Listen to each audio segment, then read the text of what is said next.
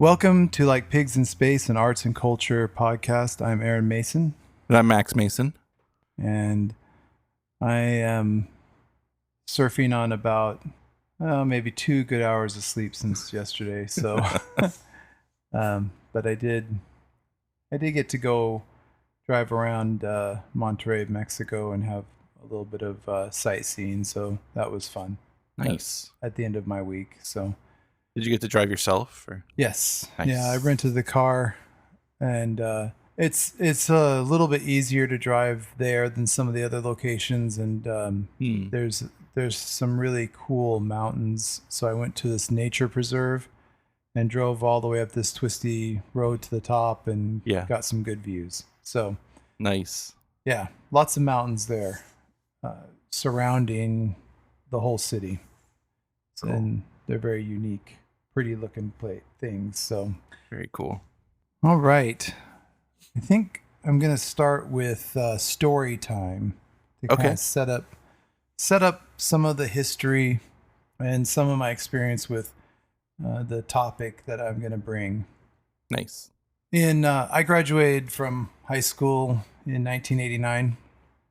And the night of graduation, there was a gathering for all of the church kids around that area. Okay. So they rented out a bowling alley. And so that was going to be open all night long. And so I went and bowled all night long. Fun. And it was I got to I had a couple of really good games. You probably have to if you're bowling for that long. Yeah. And a lot of people were leaving, and I was still just kind of sitting there bowling. So I was up through. So it was supervised. It was kind of a lock-in situation. Oh, yeah. And kind of you couldn't come and go. So once you left, you had to go home. Okay. So it was about maybe 4 or 5 in the morning when I was finished, when it was done. And so I drove, headed for home. It was a few miles away. And then I went to the grocery store and I got some stuff for breakfast, and I came home and cooked it for everybody in the family. And then while I was eating, some of it, and I cut off, I think there's eggs and bacon or something. I cut off some eggs and went to put it in my mouth, and about halfway between the plate and my mouth, I fell asleep. and so, oh, okay. And so Mom was like, oh, go to bed. So I think I went to bed at 6 a.m. and I was still up at maybe 10, 11. The reason I got up is because we were moving that day. Oh. So everybody is there packing up the house. Yeah. And the thing is that we didn't have a house to go to. Oh. And that wasn't because we were being evicted or anything. It's because back in 1989, the city of Tempe was widening Rural Road. And Rural Road's kind of a main thoroughfare, comes off the freeway. And they needed to widen it because there was lots of traffic. And so all these houses were backed onto it, and the city bought all the houses that they were going to have to take chunks out of their backyard. Yeah. Did the work they needed to do, put the big wall in, and because they put a big, maybe 20-foot high wall to block sound. Jeez, yeah. And so it's kind of cool. And then they sold the houses. Again. So a lot of people left, and there was just these houses. So my parents got a good deal on a nice house that was backed onto rural, but it was also a corner lot, so it had a big yard. It had the biggest yard in the neighborhood, biggest backyard. And so the wall cutting off the backyard really wasn't as impactful as some of the other houses. Yeah. But because it was a city deal and because there's all these things, it didn't close quickly. Okay. So you have to, you can put in for a house and it takes a while. So it's not like getting an apartment. It's usually a 30-day close, but because of whatever, it was going to be like a 60-day close or something, something ridiculous. But we had to get out. We had to give our 30-day notice because we were renting the house we were in. Yeah. In another house in the neighborhood. And so put a lot of stuff in storage, I think, because it had to go somewhere. Right. But we put a lot of stuff in storage. And then we went and stayed with my aunt and uncle in Mesa, who is my mom's younger brother by a little bit. So they had their kids and us.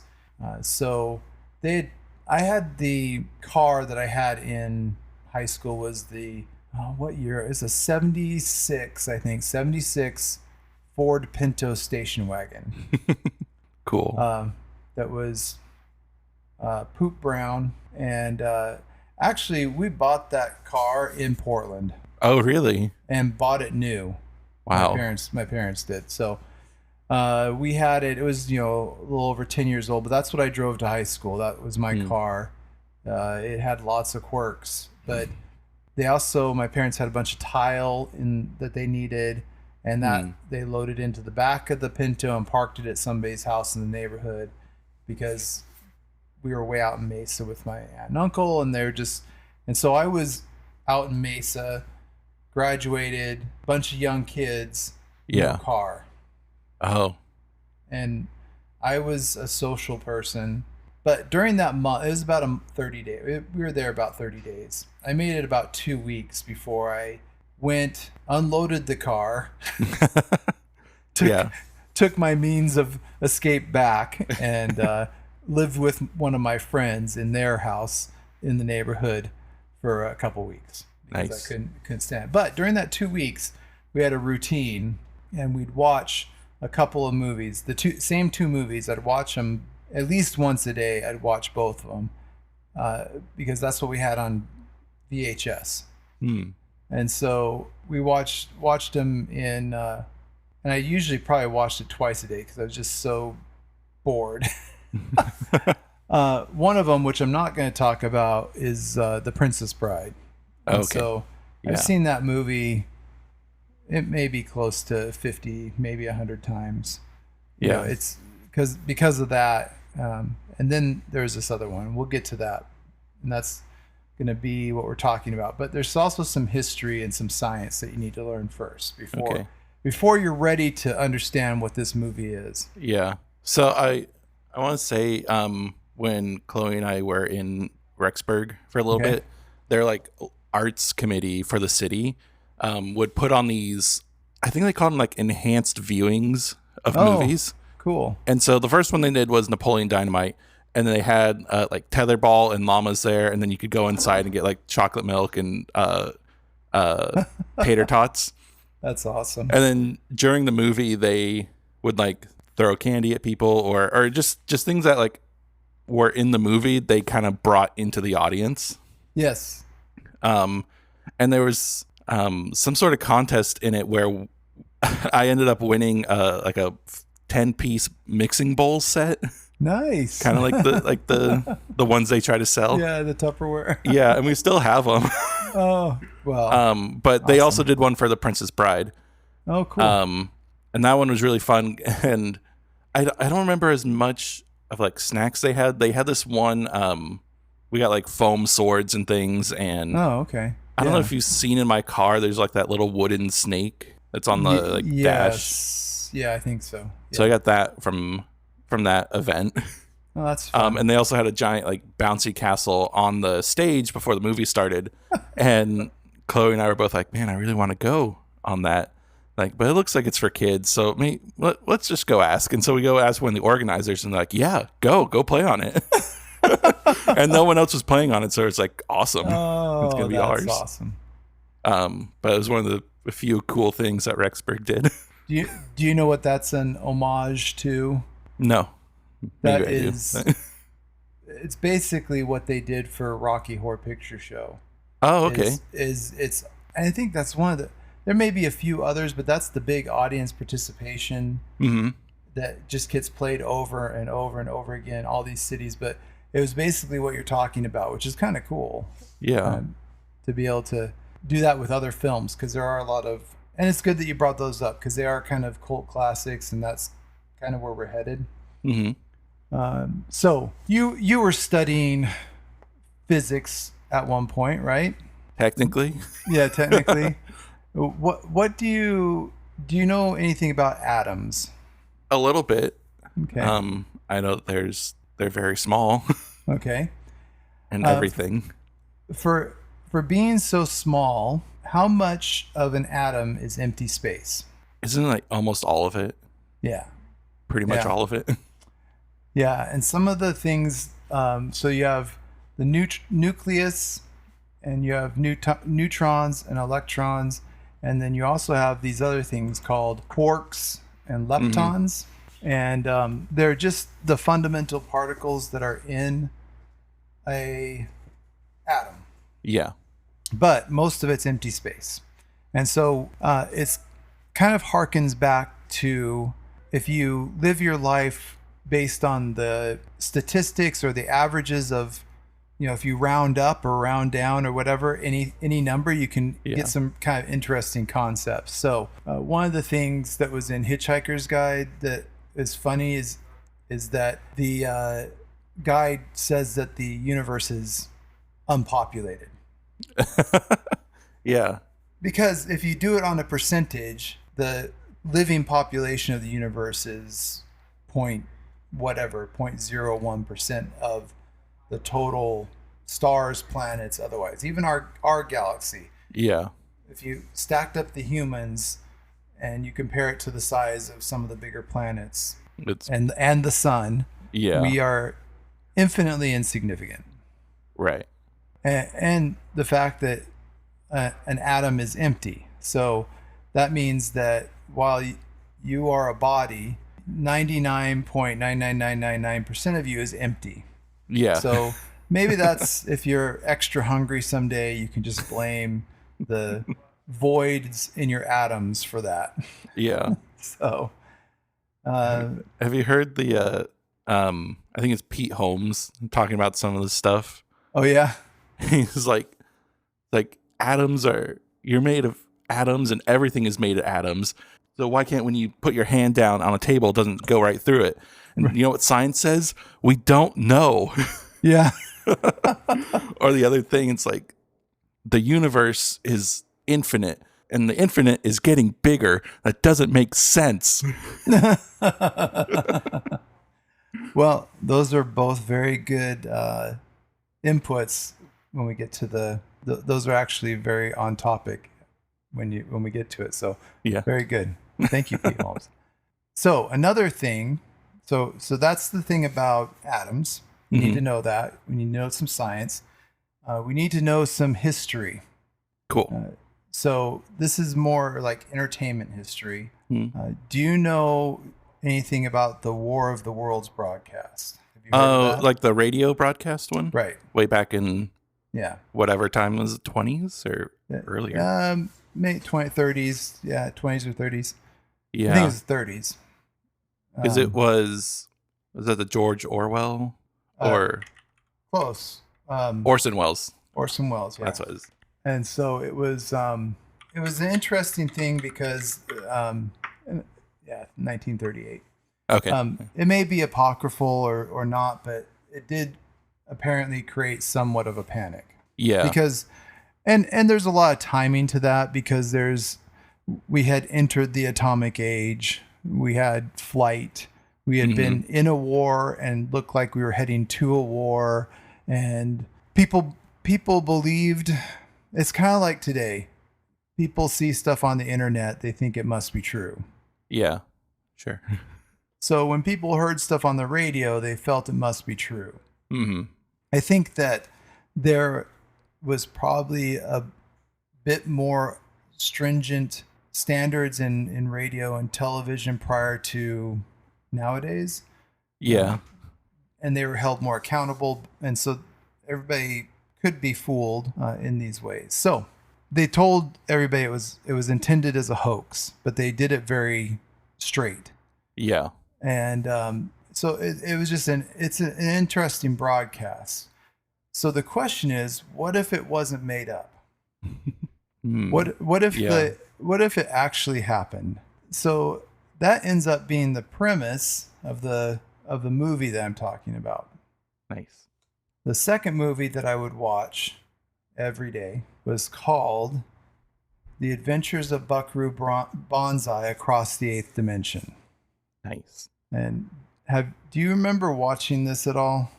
Yeah, a few times. I don't remember a ton of details of it, and there's just like a couple of images of scenes here and there, but the overall story I don't remember too well. You mean you can't quote it by heart and apply it to something every single day of your life like me? No, I didn't watch it every day for a summer. Yeah. It made an impression on me. I wanted to, when it was coming out, I remember when it was released, and I wanted to see it real bad. And I didn't get to see it in the theaters, but it came out in 1984. Okay. I think I rented it as soon as it came out. I think I bought it shortly thereafter. Oh yeah. Cool. on VHS. And so this was one of the first movies that I had that was mine. So I probably had this on video in 1985, and so in 1989 I was still watching it, that same tape, and then and then I bought the DVD when it came out, and I also have it digitally saved on my whatever, it's YouTube now, but it was Google when I bought it, but it's on YouTube now, and so I have this everywhere that I possibly can. And it's just it was an interesting movie, and it made a big impression. So, and I was always wondering, is it as good as I think it is, or was it just because it's from my youth? And I think I'm going to make this is probably more of me making the argument for why this is a great film. Okay. Yeah. Okay. So, not just to introduce it to people, but I think there's a real argument for this being one of the better, more perfect films that has ever been made, despite everybody's impression of it. And it is a favorite. It is a cult classic. It is a favorite of many, many nerds like me. Yeah. It is a sci-fi. It is an interesting, but it was really well done. And so I'm going to start with the director. Okay. The director he did this movie. I think he directed one other movie. He wrote some scripts. Okay. But this one's an original. This is his story. Just fully out of nowhere. Yeah. And it's him and another guy kind of getting together and doing this. There's another movie he did that is very similar to this in its style. And it's called Big Trouble in Little China. Okay. Have you ever seen that one? Yeah. It's so funny. But his name's W.D. Richter. Okay. Okay. And so he directed Buckaroo Banzai, and it says that he was not the writer, but he was the producer. But he wrote Big Trouble in Little China, so he wasn't the director on that. And he only directed one other movie, but he wrote a bunch, maybe about 10, 12 movies he was the writer on. Did some producing, but it's and some of them were significant. He did one called Brubaker was a pretty significant film in its day. It's a Robert Redford prison drama. Cool. Pretty serious movie. Does not hint at what these are. I think Adventure of Buckaroo Banzai and Big Trouble in Little China are similar in that they're fantastical, they're science fiction-y, there's a lot of weird stuff that happens, and the characters are over the top. Nice. Lots and lots and lots of over-the-top characters. Because of that, both of them are filled to the brim with character actors and also some significant actors. So I wanted to kind of run through the cast of the movie because it's important in what I think I think this contributes to why I think it's maybe a truly great film. Yeah. So Buckaroo Banzai is played by Peter Weller. So Peter Weller is pretty famous after this, besides having this as a lead, because he was RoboCop. Oh, okay, yeah. So he started that off. He was also in the newer Star Trek movies. He was the admiral that I think he got killed pretty significantly because he was doing bad stuff. But he's been in over 70 films. Wow. So Yeah. pretty significant. The bad guy in the movie is John Lithgow. Oh, yeah. So John Lithgow's been in like 50 films and tons of TV and stage acting, and he writes books, and is super prolific. And he's been around since like the early 70s. He's been acting, and just does everything, right? You've probably seen him. I don't know if you watched the film, but he was in a very famous or very popular film recently called Conclave. Oh, no, I didn't see it, but yeah, that's the Pope. He's one of the he was one of the cardinals and he was a kind of a significant character in that movie. And so he's still, he's just going. Every time you look around, he's in something. Yeah. And so he played Lord John Wharfen and Dr. Emilio Lizardo.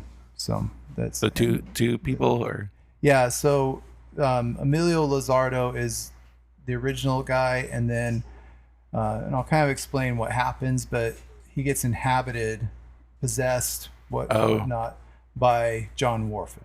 Okay.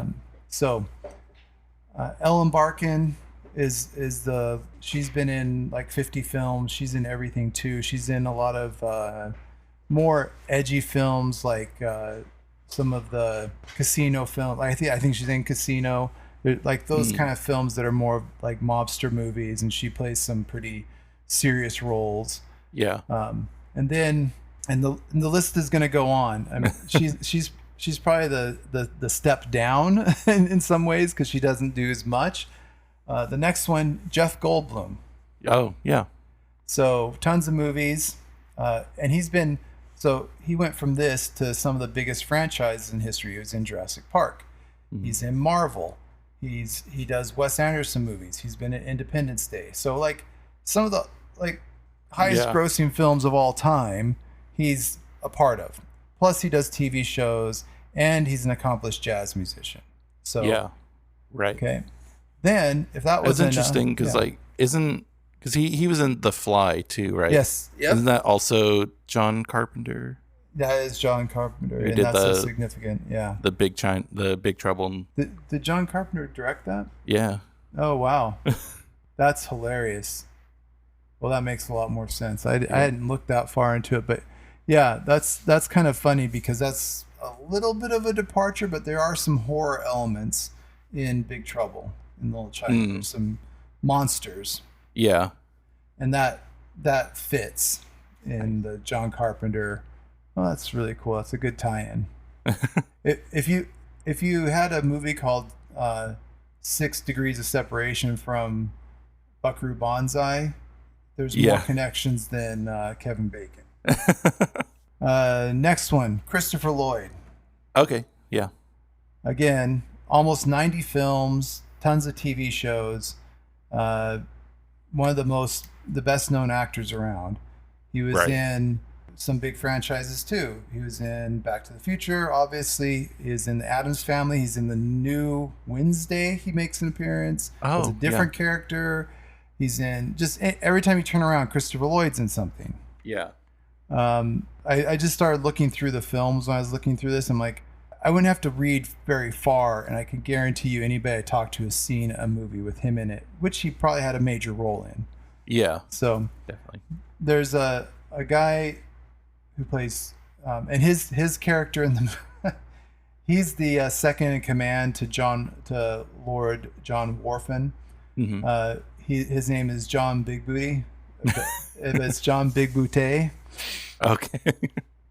It's a good, and I'll explain why they're all named John too. So, and then there's a guy named Lewis Smith. He's been in a bunch of films. He's not as well known, but he's still been very prolific.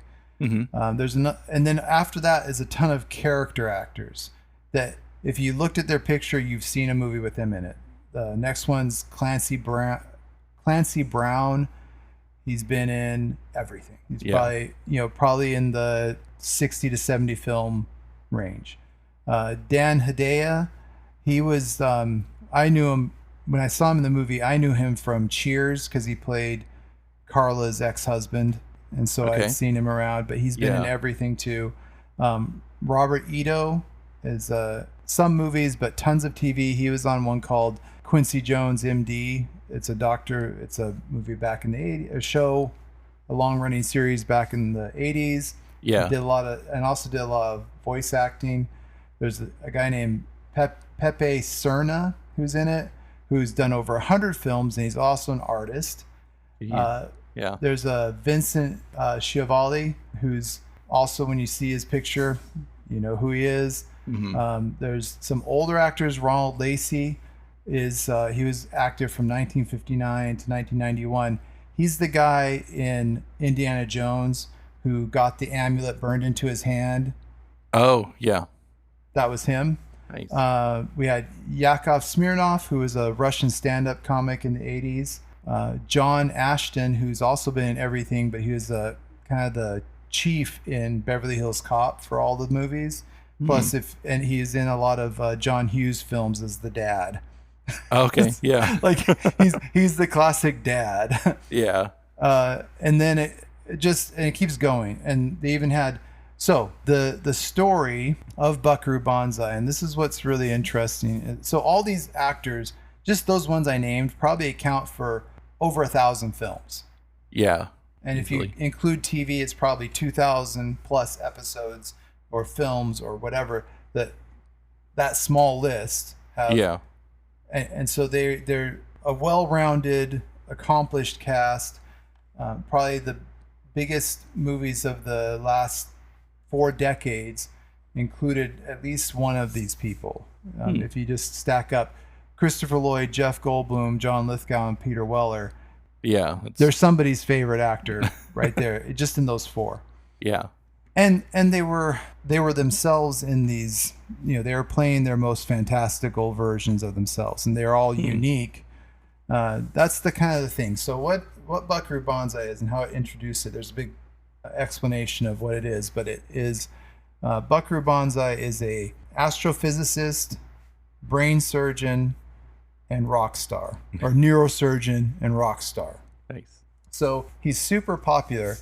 What's interesting is that when you start the movie, you kind of feel like you should already know everybody, because they drop you into this world, and there is no explanation they just assume, there's just this assumption in the movie that you know who all these people are.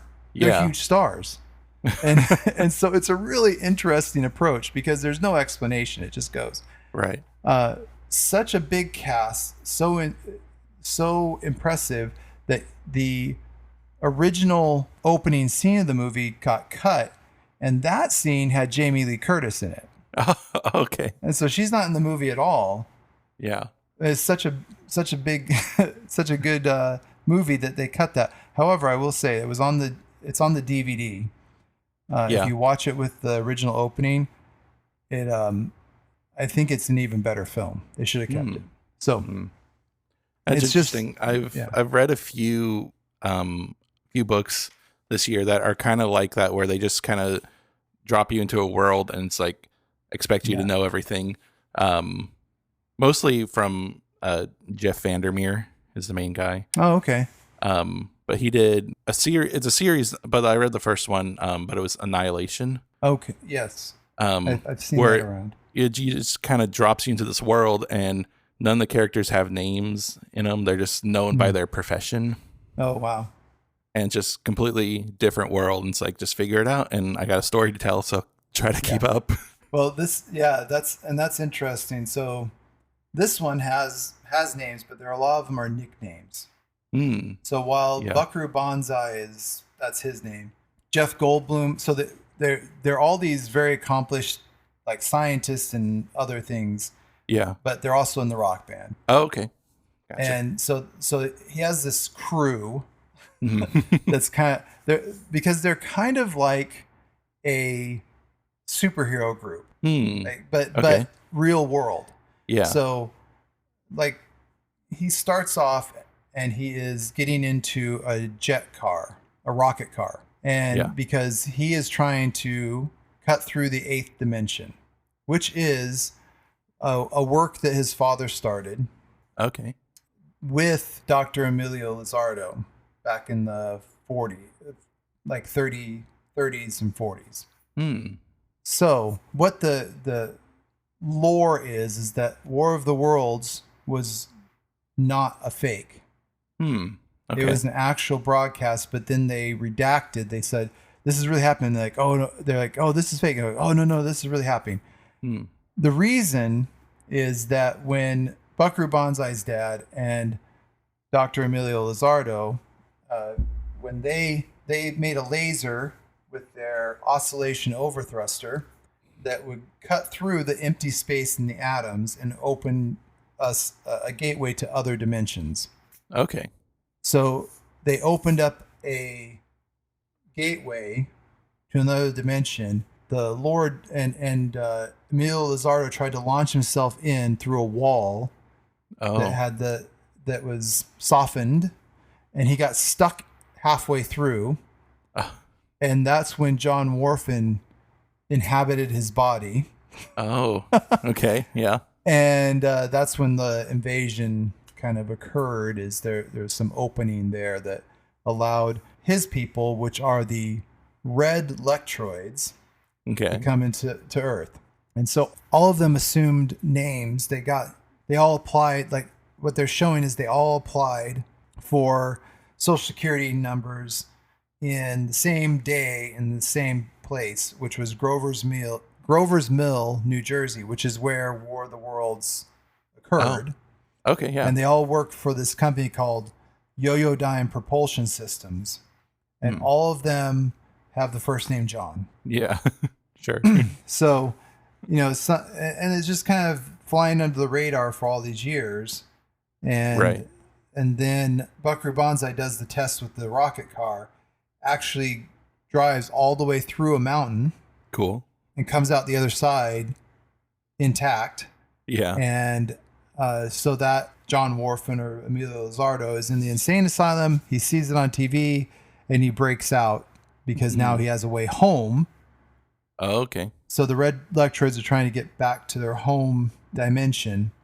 Yeah. The good guys in their world are the black Electroids. Hmm. And they're trying, so it's the red Electroids versus the black Electroids. The black Electroids all manifest into our reality as Rastafarians, basically. Oh, okay. is what they all come across as. When they show them in their alien makeup, they are one's more red tone, one's more black tone. Yeah. But yeah, so they're doing that.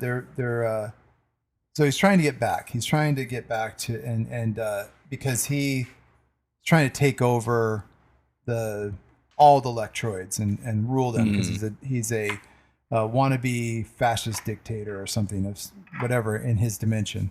Yeah. So that's Okay. what he's trying to do. So they're saying that that's what happened is that place was set up. War of the Worlds actually happened in a way. Yeah. And that they were telling the truth on that broadcast. All these years later, so at the beginning of the film, they're setting up the rocket car. Buckaroo Banzai is in surgery, doing brain surgery, and one of his crew is there trying to get him to the rocket car. And then right after they go through the mountain, they have a concert that night. And, Yeah. and it just keeps going. So Jeff Goldblum is New Jersey. Lewis Smith is Perfect Tommy. Clancy Brown is Rawhide. And it goes on from there. And so they have all these different character names that they have albums, they have comic books. They're just Nice. like, you drop into a world where they're the biggest band in the world. They're one of the most popular groups of guys. And so they do this song, they're doing, and so it's really cool. It just keeps going and going and going. So it's just ridiculous. So it is very humorous and it's very kooky and it's just so kind of tongue in cheek, sarcastic as well. Right. But they're not taking themselves too seriously, but they are, they are inhabiting these roles. They're not blowing it off. It's not just a goof fest. It's not. It is done seriously, so that makes it even funnier. Yeah. Jeff Goldblum is a neurosurgeon as well, and Buckaroo Banzai says, "Hey, we have an opening. Let's can you join?" And so he shows up to join the band. He's kind of quirky and missing people, And it's just like they're all who they are, and it's really interesting that way. So, great character actors, great lead actors. Contribute to just every scene being kind of something really entertaining. And so it was a film I could watch constantly. Yeah. It's hard to find that. I think there's ones that I can go back to a lot. I mean, I can watch The Princess Bride and enjoy it pretty much any time. I can watch this. We watch Psych. Oh yeah. You can just let that run. Right. There are these movies that are they're not so involved, but that they ruin. That you can kind of know what's coming next and enjoy it, and like, oh, this is this part, and probably that comes from watching it so many times. Yeah. As well. But it really is a special film in that. So the story goes. They open the window. They have a successful oscillation overthruster. When he goes through in the car, he comes out and he finds a little creature attached to the body of the car. And so then they're doing a press conference. So it's kind of funny because they have a press conference at another time, like the next day after the concert. And it's funny because of that, the black Lectroids take notice. They've been watching the progress. Somebody calls him and goes, "Oh, there's a call for you. It's the president." He goes, "President of what?" He goes, "President of the United States." And it's like, and Buckaroo Banzai's like, "Okay." And so he goes to the phone. There's a lot of electricity things. A lot of people getting zapped. So they zap him through the phone. Yeah. So then he can see the real form and he can tell who the red Lectroids are. So they can find them because they're masked to everybody else. They have some chemical. And then he gets in his head. He gets the formula out, writes it down, gives it to his dad. They make these little masks so they can get the chemicals and see them and see how they really. It's just but he's also really cool. Like he rides a motorcycle and he's always very on top of, knows how to handle each situation, even tempered, just the cool guy. Yeah. Buckaroo Banzai is just always cool. Nice. And it's just to take that big of a cast. So that crew is called the Hong Kong Cavaliers. So that's the band Buckaroo Banzai and the Hong Kong Cavaliers.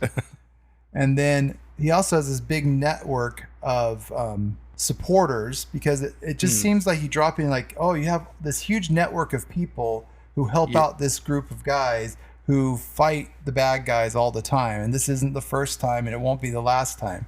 So those are the Blue Blazer regulars. So something's happening, they put out a call on the walkie-talkie like, oh, Blue Blazer regular number 42, we're coming in, we gotta, hey, Buckaroo needs help. Okay, yeah, and and so he has this like network as well. Yeah. And so you just get into this world and you're like, what is going on? Because there's no explanation. And then so the 8th dimensional or whatever is called Planet 10. Okay. And it's so funny because it really makes fun of the dictator trope as well. There's a part where John Lithgow, he's doing his Lord Warfin, and he's doing this big speech, and he's like, where are we going? They go, Planet 10. When are we going? Real soon. Because he's obviously crazy. He's obviously an incapable leader, but he's completely full of himself. Yeah. And that's who that guy was. The Vincent Schiavelli. He was the classic sad guy if you'd seen him, he was in a bunch of movies, and he just has this long, sad face Okay. and like droopy eyes, and you've probably seen Uh-huh. him in something. But Just he looks was sad. yeah, and so he was John O'Connor. So he was one of the bad guys. There's the other guy was John Gomez. They go to they plan this raid on the Yo-Yo-Dine, and when Mhm. they go to the booth, the guards there's a guy going, "I need your names, Mister." And he goes, "Okay, John something." He goes, "John Smallberries." And so the guys just the funniest names, it just keeps going and keeps going and going. I Yeah. mean the and I didn't include a lot. There's another guy that is Jonathan Banks. He's been in Breaking Bad through the whole series Oh, as kind of a tough guy enforcer. If you've seen him, you know who he is. It just the list doesn't end, yeah. Okay. and Yeah. and The so older guy in Breaking Bad. yeah, Okay. bald. Yeah. Yeah. So it never ends.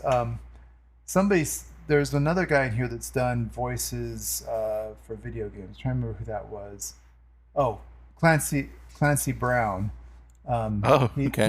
He's the who played Rawhide. He's kind of you can look him up. You'd recognize his face, but he's done every video game you can think of. Oh, that's funny. It's it says he voices Mr. Krabs. Yep, that too. Yeah, exactly. So cartoons, he's very prolific. Like you look at his credits and there's tons of cartoons, tons Yeah. of video games. So he's Wow. got a distinct voice. Is basically what it comes down to, and tons of movies, right? Mm-hmm. So just good these good characters all put together and handled. It wasn't a chaos film. It was it Okay. didn't it could have blown up, but they're all just such good actors that they brought it all together in just a really unique way. So Right. I would argue that the way this film is put together, and that it just drops you in, doesn't give a lot of explanation, but assumes this brings you along for the ride, Mm-hmm. is one thing. The wealth of actors and the things they went on to do afterwards, which showed how good actors they were, is another thing that contributes to how enjoyable this movie is. Yeah. So was this like one of the first big things that a lot of these people did, or were some of them already pretty established? Or Some were like John Lithgow had already kind of made his mark, Mhm. and but he was also like this character, this John Warfin character, Mhm. is really a more more vicious version of the character he played in Third Rock from the Sun, Oh, okay. right? That was yeah. So where he's an alien Yeah. and like is full of himself and kind of clueless. That's the same character. It's just that John Warfin's a homicidal maniac and crazy and just power hungry, and this is his kinder brother, right? is Yeah. is the character, but it's that he already had that kind of. He did some very edgy films with he did World According to Garp, which was his breakout role with Robin Williams, where he played I don't know if he's crossdresser or transvestite or something like that in that film, and that was kind of a breakout. And then he started getting into these roles where he's a very recognizable lead, but character, like a lead character actor, Oh, yeah. Okay. because he could do everything. Yeah. Jeff Goldblum had quite a few going. He was a popular guy at the time he made this. Mm-hmm. Peter Weller was just starting out, and this was probably, I think, his first lead role. And then he went on to do RoboCop. Nice. Christopher Lloyd had been around. He was recognizable when he showed up in the film. Yeah. Especially because I think this is just after Back to the Future. Let me just see. Somewhere in there. Yeah. Oh no, it's just before, but still. Okay. 84, then 85. Yeah. But then he's been in he's just been in everything. It says almost 90 films. Jeez. And then TV and then other stuff. And so I think it's a worthwhile watch for anybody if they're going in expecting it to be a landmark drama. That it's not that. It's a fun, enjoyable, kooky film. The only disappointing thing is that in the end credits, they promised a second film. Oh. And it was Buckaroo Banzai and the Hong Kong Cavaliers take on the World Crime Organization. Okay. And it was supposed to be made. That wasn't just like it could have been played off as if this was just the comic books and this was another and it does work that way, that you're just dropped into this world and you just didn't get to see this next movie, this next real, almost like it was reality. Yeah. Like here's their next thing they're doing. Yeah. But it was supposed to be made. It's just that this Buckaroo Banzai flopped. Yeah. And it didn't do well in theaters. Nobody went and saw it. And then it became huge in rental. And it's been pretty consistent since then that it keeps getting watched and watched and watched. So yeah, it hasn't gone away. Have there been any other attempts to try to make it, or not really? They've done a lot of comic books. Oh, so okay. there's some novelizations that people have done since then. Okay. I think the screenwriter for this did some novelizations. He did the original one for the movie, and then he's done a couple since then. There's still a website up. Oh, really? Yeah, that's it's worth looking at because it is. Let me just pull it up here. It is from the early days of the internet. Yeah, those are fun. Let's see. Let me see if I can. I was just on it. That is a Buckaroo Banzai website that actually presents itself as if it we're still, like he's still around. He's still doing stuff. Like it's not. It's more like, hey, this is let's see what he's gonna do next type of thing. And it is just the oldest looking website. Yeah. That reminds me of I think kind of in the same realm as this and as like the War of the Worlds is this website that it's dedicated to the like giant flesh pit in Texas or something.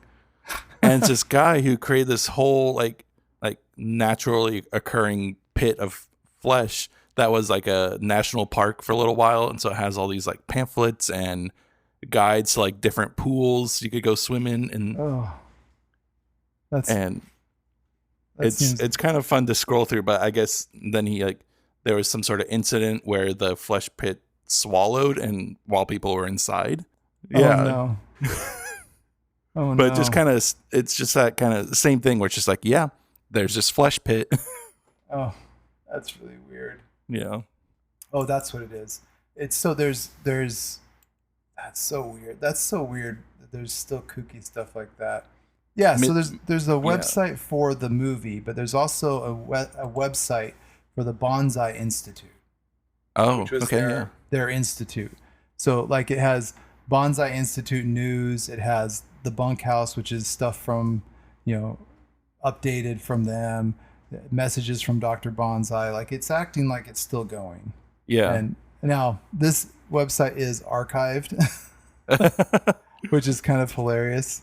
Because right. I think the last update's from like 2004.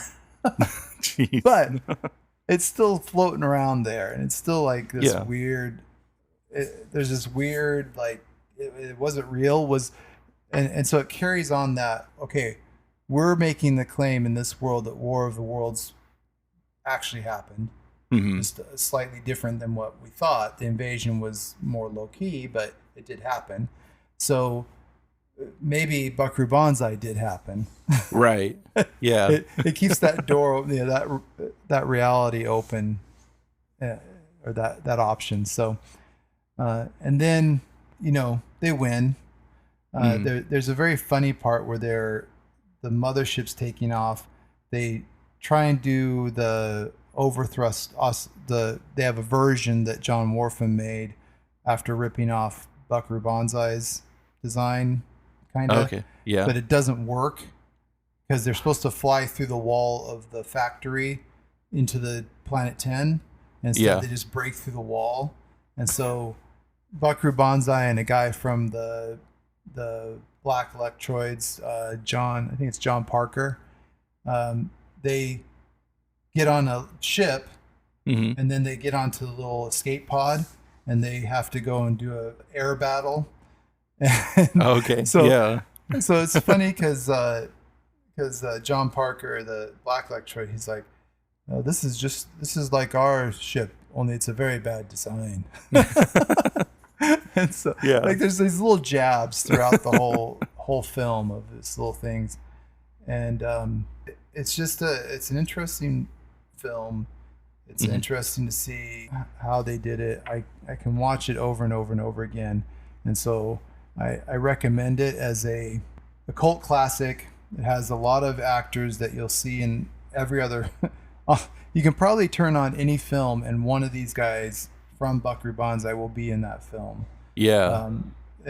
As long as it's an American film, I guess would be because sure. If you watch British films, they have even less actors, and all their actors are all, at least one of them has to be in any film or TV show that comes out. Sure. I think there's a bank of about 40 British actors that as soon as you know them, you'll see them in every single show. Yeah. But in this is way more difficult to do, and if you know all these folks, it's going to be hard to see a movie or show or a cartoon or a video game that they're not in. Yeah. And so it kind of makes you think that Buckaroo Banzai and the Hong Kong Cavaliers really did exist in some way. And so it does. It's easy. It's one of those shows, and I know there's a lot of like anime and stuff that people get very into. It would be very easy to get into to do that. Yeah. To see this as a real world. Nice.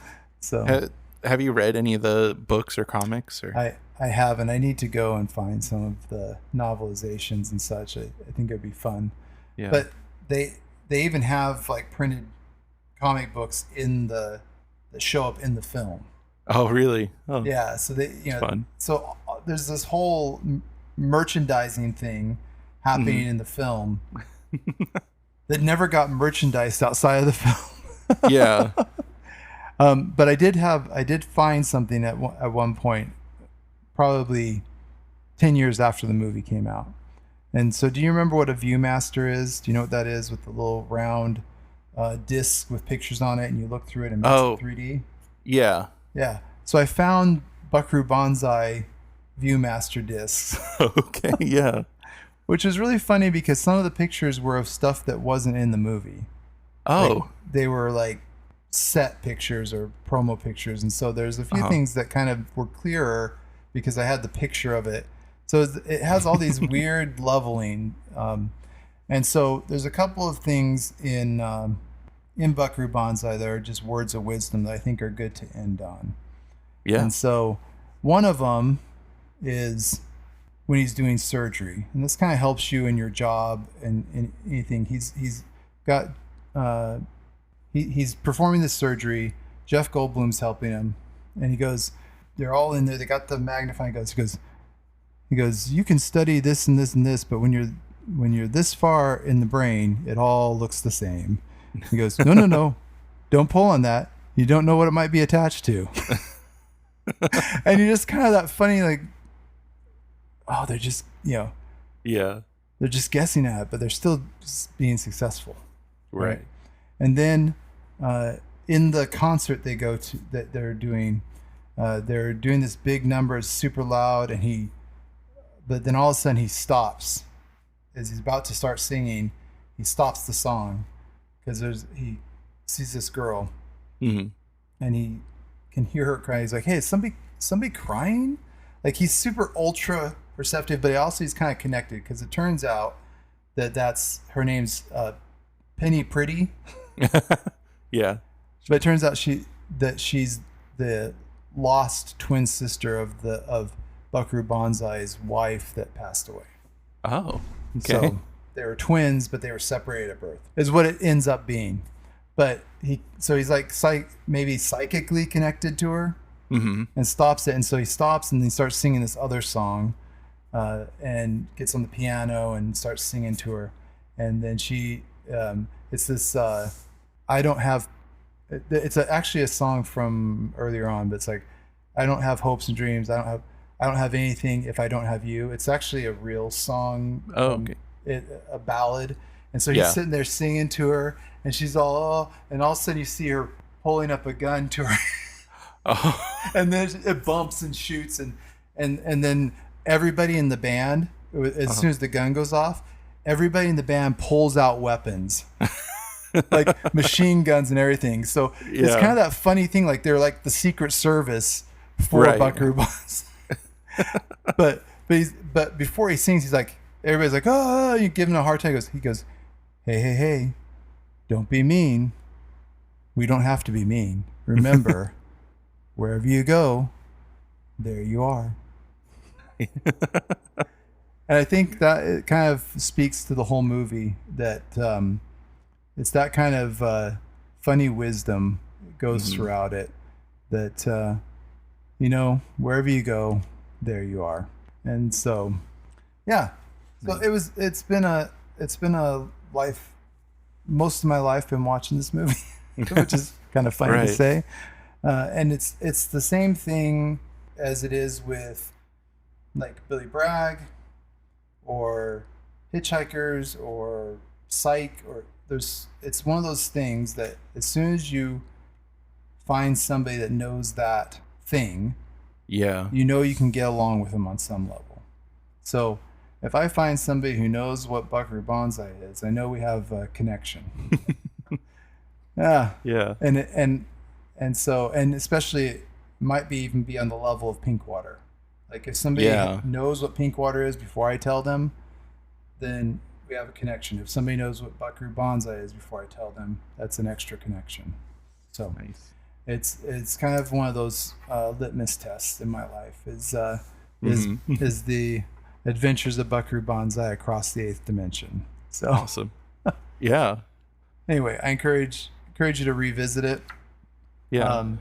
Do you know? Oh, there's some helicopters flying over. You are in a war zone. I am in a war zone right now, apparently. I can't tell you how many videos I've seen of the war zone of Portland. Yeah. It's my favorite. I think of that the one that I sent you guys. It's like no, that's just a dude shredding to a goose. Yeah. I like the one. I've heard there's baristas handing out bananas. Yeah. Crazy. So good. So good. But I was gonna ask, have any of the actors like recently like talked about the film or talked about their experience or what they thought of the movie? No, maybe not recently, but ever. I'm sure they did back then. I probably should have gotten more reactions from them. What's interesting is that they're all still active. Yeah, like they didn't disappear. They're all still alive, and except for a couple of the older that were old already back then, and the director's still around, and so he's the one that talks the most about it.